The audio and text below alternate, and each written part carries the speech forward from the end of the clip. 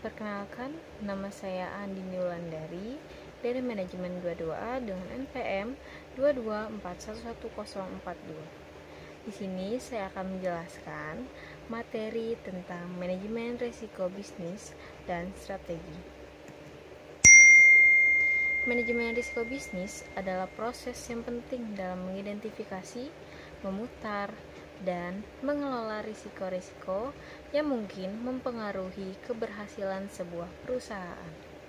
Tujuan utama dari manajemen risiko adalah untuk mengurangi dampak negatif dari risiko serta meningkatkan peluang baru untuk keberhasilan bisnis. Proses risiko manajemen perusahaan meliputi identifikasi, penilaian, dan pengelolaan risiko yang dapat mempengaruhi operasi bisnis. Dengan risiko manajemen yang efektif, perusahaan dapat memanfaatkan dan menciptakan prospek baru dengan mempertahankan daya saing dan tentunya juga mengambil keputusan yang lebih baik. Dan di sini juga ada manfaat dari manajemen risiko bisnis dan strategi, yaitu yang pertama, membantu perusahaan mencapai visi, misi, dan tujuan bisnisnya. Yang kedua, yaitu contohnya seperti perusahaan mengalami kebangkrutan.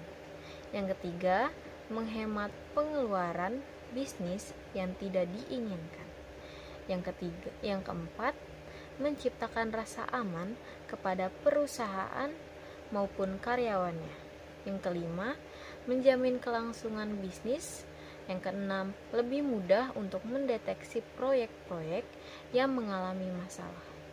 Yang ketujuh, meminimalisir kerugian yang berpotensi dialami oleh bisnis.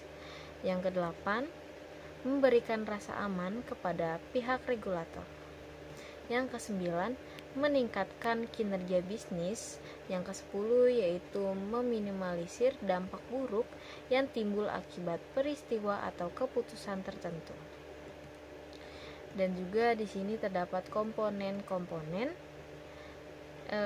untuk mengidentifikasi manajemen risiko bisnis dan strategi, yaitu yang pertama dari lingkungan internalnya, yaitu meliputi risiko yang mungkin terjadi di lingkungan internal perusahaan seperti kedisiplinan pegawai, etika profesi, kompetensi pegawai, dan tingkat kesejahteraan karyawan.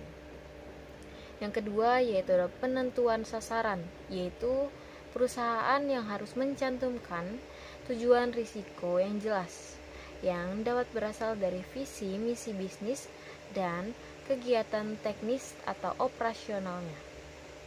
Yang ketiga yaitu ada mengidentifikasi kejadian, yaitu dengan meliputi proses pengidentifikasi kejadian yang dapat mempengaruhi keberhasilan perusahaan.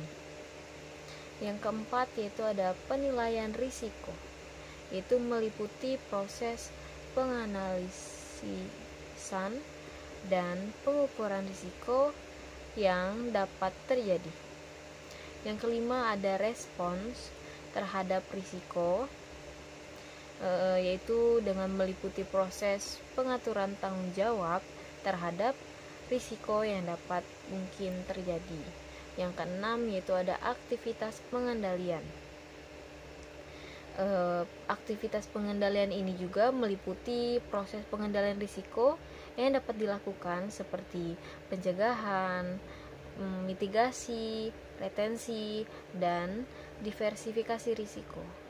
Yang ketujuh ada implementasi atau monitoring dan juga dapat meliputi pelaksanaan tindakan yang diperlukan untuk mengimplementasikan strategi manajemen risiko dan untuk terus menjaga kinerjanya.